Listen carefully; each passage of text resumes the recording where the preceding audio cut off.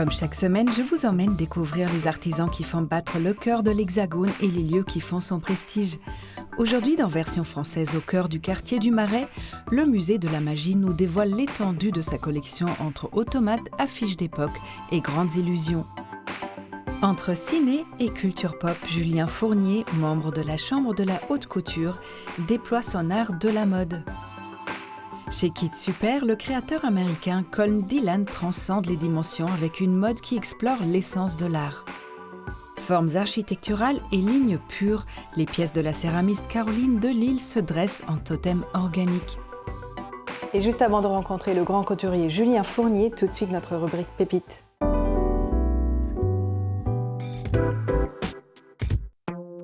Aussi belle que délicieuse, voici l'histoire d'un dessert qui, au même titre que certaines œuvres d'art, est rentré dans l'histoire.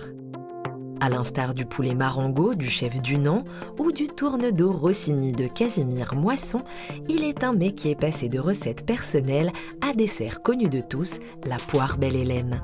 Et c'est au chef Auguste Escoffier qu'il faut dire merci. Né en 1846 au sein d'une famille modeste, il commence à travailler à l'âge de 13 ans dans un restaurant niçois. Il gravit rapidement les échelons et obtient une réputation de chef talentueux et innovant. Escoffier simplifie de nombreuses recettes de classiques français et permet une standardisation de la cuisine. Il classifie les sauces comme la béchamel, le velouté ou encore la hollandaise et les impose comme des fondamentales. Il est aussi connu pour de nouveaux types de cuisson comme le pochage.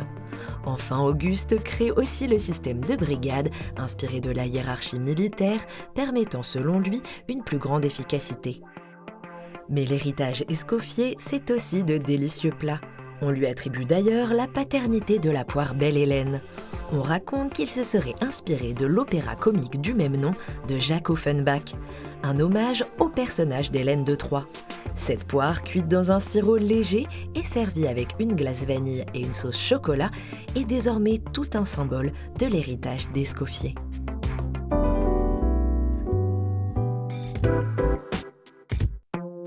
Tour de passe-passe, boîte mystère et chapeau sans fond, nous vous transportons dans un monde où tout est possible, direction le musée de la magie.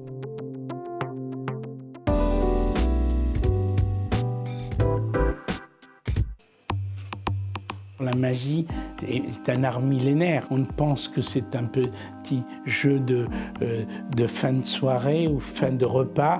Non, ça a une tradition. Dans l'Égypte antique, déjà, il y avait des magiciens à la cour des pharaons. Il y a eu plus de 10 000 livres qui ont été publiés en magie. Donc c'est vraiment un art. À la croisée des arts du spectacle, des sciences et des techniques, le musée de la magie nous ouvre les portes d'un monde enchanté et rêveur, peuplé d'illusions, d'automates, de gravures d'époque et d'inventions en tout genre. C'est après avoir rassemblé sur près de 50 ans ce mélange hétéroclite que son fondateur, Georges Proust, grand amateur des arts de la magie, décide en 1993 de présenter cette collection personnelle au public. Le musée s'étend depuis sous ses voûtes du XVIe siècle, au cœur du quartier parisien du Marais. De salle en salle, il nous plonge dans une époque où l'art de la magie avait une aura particulière. À une époque, la magie avait autant de réputation que l'opéra aujourd'hui. C'était un art que l'on faisait venir dans les cours des rois, les cours des empereurs, etc. Et il y avait des magiciens émérites. Notamment le français Robert Houdin, père de la magie moderne, qui en 1845 donna ses lettres de noblesse à l'illusionnisme avec les soirées fantastiques de son théâtre entièrement dédiées à l'art magique.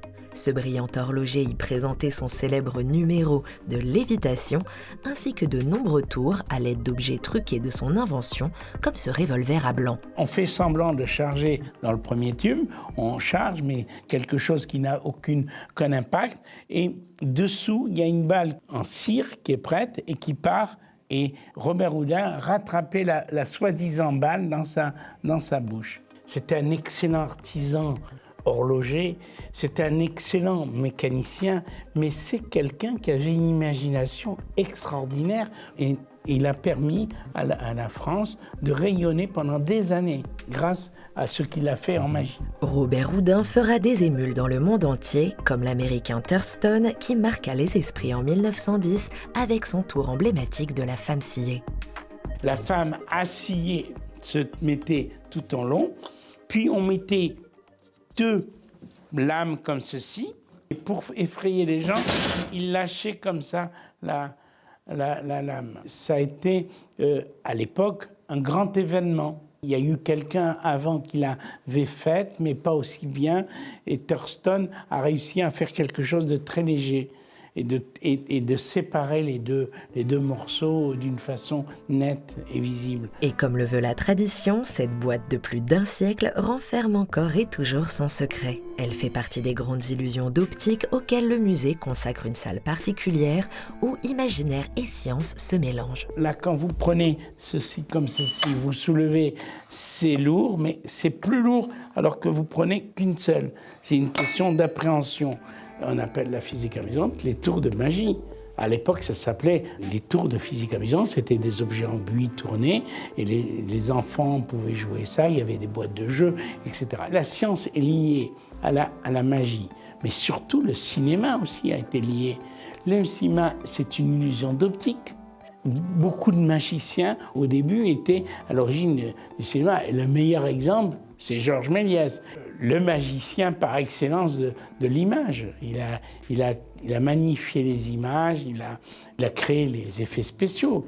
L'histoire de la prestidigitation intègre ainsi le cinéma, mais aussi l'art des automates au charme désuet et aux mécanismes sophistiqués. C'est une cible foraine. Lorsqu'on tirait sur la targette qui était en haut, voilà la scène que l'on voyait avec plusieurs mouvements. C'est une bagarre dans un cabaret avec des buveurs de bière et différents personnages. C'est un mouvement très, très sophistiqué, avec des tas d'engrenages derrière. Une mécanique du rêve qui anime avec humour et poésie l'univers à part de la magie.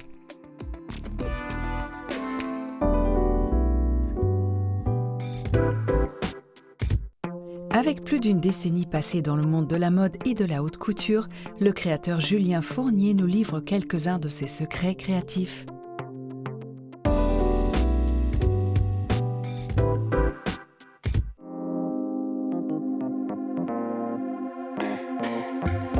Bonjour Julien. Bonjour Katharina. Julien, nous nous sommes rencontrés il y a 10 ans dans cette émission, pratiquement jour pour jour. Et en 10 ans, se sont passées beaucoup de choses. D'abord, vous êtes devenu grand couturier en 2017, et ça, c'est pas rien.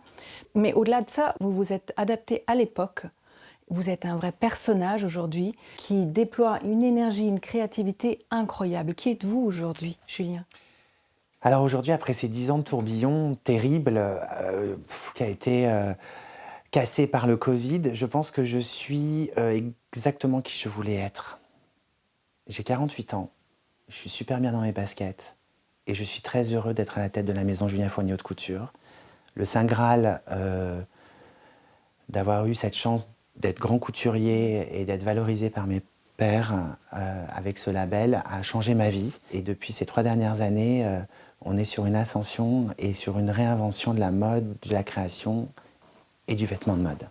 Qu'est-ce que signifie le vêtement pour vous ? Quelle fonction véritablement est là ? Alors, moi je pense que je ne fais pas de la mode. La mode ne m'intéresse absolument pas. C'est très bien pour du prêt-à-porter, consumériste et lancer des modes. Non, moi je crée des personnalités, des personnages. La maison Julien Fournier, c'est pour les hommes et pour surtout les femmes, puisque la haute couture, c'est dédié de toute façon aux femmes. C'est des gens qui viennent se définir à travers mon travail, c'est des gens qui viennent se poser à mes côtés, qui viennent raconter leurs besoins de représentation. Et je suis là pour les accompagner dans leur sparkling, dans leur émotion et pour les aider à les définir. Une définition qui passe comme toujours pour Julien Fournier par la culture pop et cinématographique. De Disney en passant par Hitchcock et les comics, ou des films d'épouvante et d'horreur qui imprègnent chacune des collections du grand créateur. Moi, j'ai eu un grand choc dans ma vie, c'était Dracula de Francis Ford Coppola. La silhouette de Mina avec ses manches gigots dans ce jardin anglais ça m'a complètement fascinée. Et pour cette collection First Vamp, j'ai créé un espèce de trompe-l'œil de robe fourreau années 40 avec un top un peu surdimensionné avec des manches gigots géantes. Des structures de silhouettes caractéristiques et volumineuses que l'on retrouve systématiquement dans ces croquis, de la carrure, des volumes et l'élongation des corps. Et pour allonger, c'est pas compliqué, c'est des histoires de proportions. Les histoires de proportions, c'est d'avoir des tailles marquées, des hanches arrondies, fuseler les robes, donner un peu plus d'épaules. C'est vraiment agrandir les corps, c'est les super-héroïser. Je pense qu'on a besoin d'être prêt à affronter le monde. Et comme le vêtement, de toute façon, est un message non verbal, il va donner ton intention quand tu vas arriver dans une pièce. Et puis, c'est à moi d'aider la personne à créer le vêtement qui va l'aider à donner l'intention quand elle va rentrer dans la pièce. Ça, c'est mon boulot. Donc là, on passe les fils. On passe les fils et après, on peut envoyer, on va faire les calques et après, on fait les broderies. Ok. Des intentions précises qui naissent grâce à un sens aigu du détail et à une recherche constante de savoir-faire français unique. Comme sa collaboration avec le célèbre plumassier Julien Vermeulen pour cette robe iconique inspirée de l'univers de Tim Burton et des années 40. Ce qu'il a fait, c'est qu'il a acheté un métier à tisser, un vrai métier jacquard. Et en fait, toutes ces choses un peu brillantes sont des plumes prises dans des perles à écraser, dégradées, on parle de l'or jusqu'au canon de fusil. C'est ça qui est très très joli parce qu'on a l'impression que cette lumière apparaît du bas vers le haut et du coup enjolive la silhouette. Et après, il les a tissées avec un fil de viscose et un fil de coton sublime. Et c'est la magie qui opère. Un travail titanesque de 3 mois consacré à la seule fabrication du textile, suivi de 2 mois à l'atelier pour fabriquer cette robe de la collection First Vamps. Tous vos défilés parlent d'émotions de la première fois. Oui. First Sunshine, First Shield, First Vamp. C'est quoi cette émotion de la première fois? Elle est très importante. Beaucoup de personnes ont besoin d'aller s'allonger sur un canapé. Moi, non, figurez-vous. Parce qu'en fait, c'est ma psychanalyse. En fait, c'est ça, First quelque chose, c'est que je m'octroie la chance de travailler par rapport à une nouvelle émotion. Donc First Vamps, parce que c'est ces espèces de femmes vampires. First Shield, c'est ces femmes boucliers contre la guerre. First, c'est une découverte sur moi-même. Et donc, c'est ma psychanalyse. Alors Julien, à votre niveau, est-ce que l'accident existe encore? Est-ce que l'accident crée des surprises? Alors l'accidentalité est essentielle dans nos métiers et c'est pour ça c'est pour ça qu'il faut passer notre vie dans les ateliers. Une collection ne se fait pas devant un bureau seul. Comment elle se fait, cette collection? Elle se fait avec un iPad Pro sur le bras, dans l'atelier, à côté de Madame Jacqueline et de mes équipes, en train de dessiner, en train de voir une toile qui ne me plaît pas. Et je dis non, on transforme, ça c'est un accident, mais ça devient intéressant. Je redessine derrière et c'est qu'une évolution. Il y a un moment, il faut un climax qui va figer les choses pour dire, bon ça y est, on a la collection, maintenant on la lance. Mais limite, ça ne m'intéresse plus. Parce que dans votre tête, elle existe déjà. C'est la prochaine qui est intéressante. Et pour sa prochaine collection, le grand créateur souhaite revisiter Marie-Antoinette au sein du décor mythique du musée Grévin. Pour moi, la première grande modeuse, un peu comme une Kim Kardashian, ça aurait été Marie-Antoinette. Et c'est une femme qui a osé les tendances avant tout le monde. Elle a porté la première les plateformes shoes, des volumes insensés. Elle aimait se déguiser. C'était une jeune fille qui s'amusait, en fait, qui était très libre et on lui a reproché. Donc ça ne peut être qu'une égérie Julien Fournier. Pour que ces idées débordantes fleurissent et prennent vie sur les podiums, cela commence toujours par une réunion d'équipe avec son atelier. Donc, je me suis dit, Mère Antoinette rock. Donc c'est un corps tout en illusion avec des tatouages Marie-Antoinette. Elle porte ça. Tu vois, on va faire un ex-voto d'un cœur avec une couronne. Et puis là, il y aura une fleur de lys. Et puis là, il y aura des ornementations. Et il y aura écrit, évidemment, sur l'autre cuisse, Louis Forever. Yes. Bah ouais. Et pour concrétiser ses idées les plus farfelues, Julien réserve souvent à ses collaboratrices des surprises pour le moins détonnantes. Est-ce que vous allez mettre votre treillis, on va le laquer, nous deux, dans une machine à laquage. Mais non. Bah si. C'est carrément bien, ok. Sa première d'atelier, Jacqueline, est habituée aux folies du créateur. Cela fait maintenant 15 ans qu'elle collabore avec lui. C'est ça qui est agréable, c'est de réaliser ses rêves. Quand il rêve d'une robe, là, il faut être dans sa tête pour voir comment elle est faite. Mais c'est vrai qu'elle ne l'arrête jamais dans sa créativité. J'aurais du mal à travailler avec quelqu'un d'autre. Parce qu'il est proche de nous. Il est très proche de son atelier. Et ça, je crois que c'est pas partout pareil. Hein. C'est son univers, c'est son bébé, c'est sa vie, c'est ses robes. Et j'ai toujours connu comme ça. Tout le temps. L'atelier de création, fruit de sincère soutien de longue date, a fait naître une trentaine de collections jusqu'à aujourd'hui. Vous êtes quelqu'un de très fidèle, Julien, parce qu'on s'est retrouvés dans ces locaux il y a 10 ans avec Madame Jacqueline. Oui, elle est toujours Exactement, là. elle est toujours là. Ouais. C'est très important, cette notion d'équipe. C'est une famille, hein, c'est plus une équipe. Non, je suis le chef d'orchestre de gens formidables, qui sont force de proposition, qui sont force d'affection et qui sont là à mon écoute et qui transcendent mon travail. Je suis un peu control freaks, je pense, mais plus j'ai les bonnes personnes à mes côtés et plus je laisse les choses se dérouler aussi à leur manière. Vous leur donnez beaucoup de liberté? De plus en plus d'autonomie, surtout quand j'ai les meilleurs à mes côtés, surtout quand j'ai les bonnes personnes qui comprennent. Au contraire, j'adore être challengée sur mon travail. J'adore ça. Qu'est-ce que vous donnerez comme conseil à un jeune créateur qui se lance? Si tu veux faire ce métier, si tu veux être un grand couturier, il faut que ça soit viscéral. Si tu n'as pas ça dans le sang, tu fais pas ce métier, sinon tu échoues. Ça ne peut pas fonctionner. Julien, si on se retrouvait ici dans 10 ans, qui serez-vous? Qu'est-ce que vous serez devenu? Je serai dématérialisé, on m'aura 3Difié et on aura fait un avatar. Et tant mieux, hein, parce que les vieilles barbes, ça va.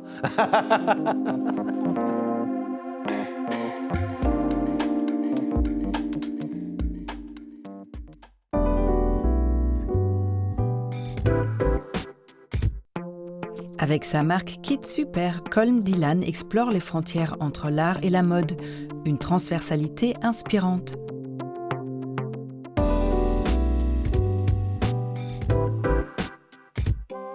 Que donne la théorie des cordes, ses particules élémentaires et ses multiples dimensions une fois appliquées à la mode? Le créateur américain Colm Dylan répond avec le défilé hiver 2024 de sa marque Kit Super. Pourquoi la théorie des cordes? Parce que comme elle, Kit Super est un label multidimensionnel. Il mêle la mode à la danse à la peinture à la broderie, le tout teinté de hip-hop et de sport, comme en témoignent les passages du rappeur Jim Jones et de la légende du football Ronaldinho sur le podium du défilé. Et si le tout semble être un peu désordonné, c'est normal, c'est presque même le but. Car l'important chez Kit Super, c'est l'émulation créative. Designer aux multiples casquettes, Colm Dylan cherche avant tout à susciter la curiosité avec un enthousiasme communicatif. Dans le passé, il a présenté ses collections à travers des formats plus étonnants les uns que les autres. Une performance aux airs de vente aux enchères, une pièce de théâtre ou un comédie show à l'américaine. Quasiment relayés au second plan, les vêtements servent de base pour l'expression d'une créativité joyeuse qui fonctionne à l'instinct, aux gestes spontanés et à une innocence presque enfantine.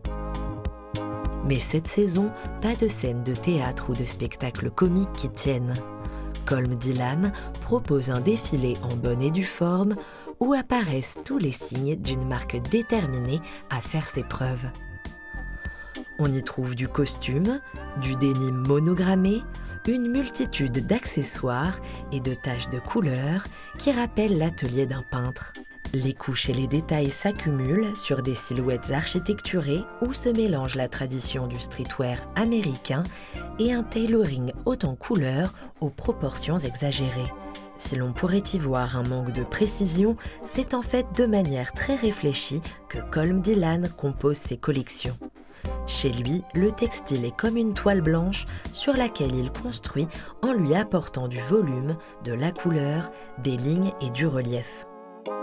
Les silhouettes semblent presque assemblées à l'instinct, annotées à même le vêtement comme des brouillons vivants. Mais en réalité, elles sont précises et trompent le regard du spectateur. Grâce à ses pirouettes créatives, Colm Dylan arrive à ses fins. En baptisant son défilé « La théorie des cordes », il pousse le public à remettre en question son avis sur la création, sur la notion de talent, sur qui est légitime ou non à se dire créateur.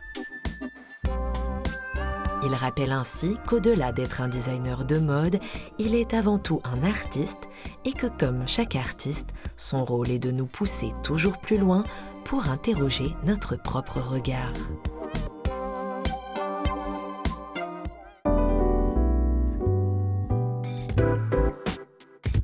Passée par un parcours d'architecte, Caroline Delille se consacre désormais à la céramique contemporaine où la précision n'empêche pas la poésie, c'est le geste.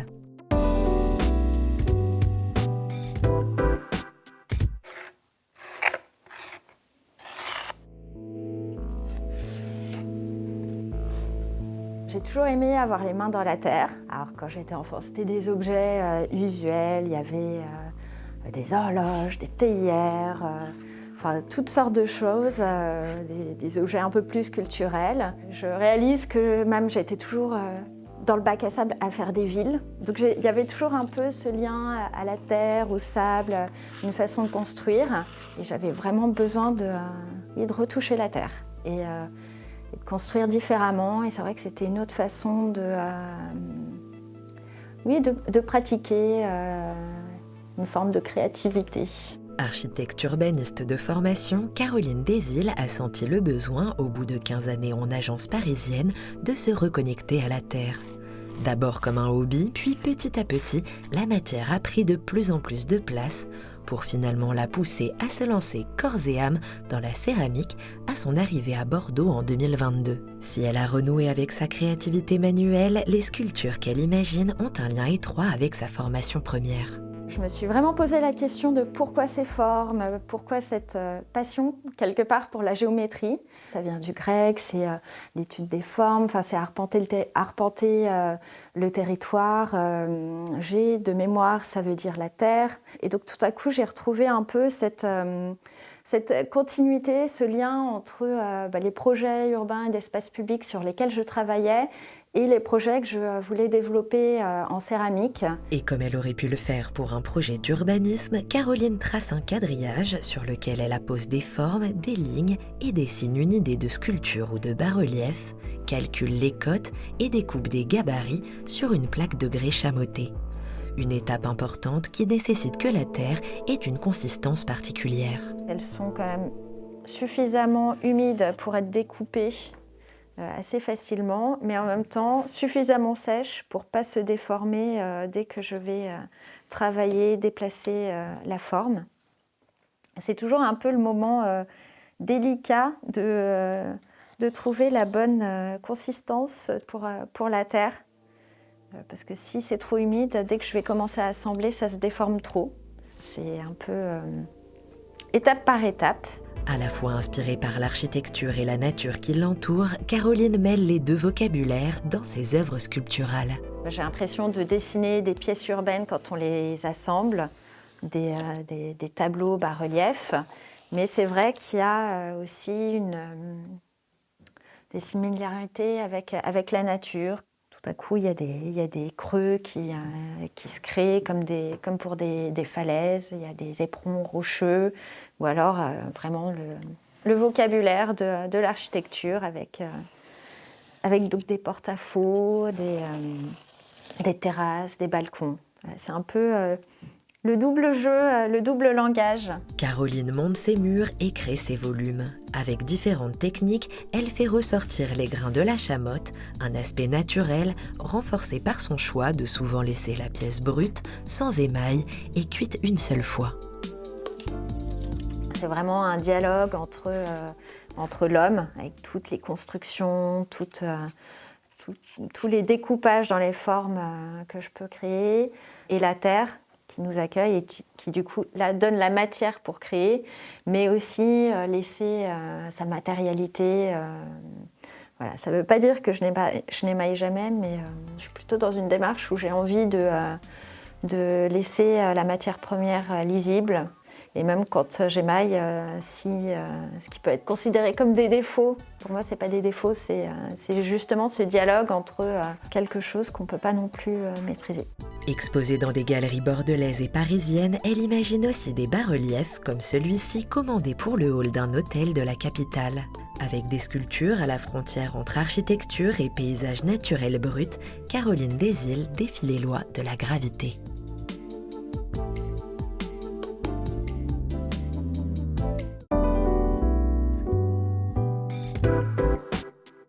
Version française est déjà terminée, mais on se retrouve très vite pour toujours plus de découvertes. Bye!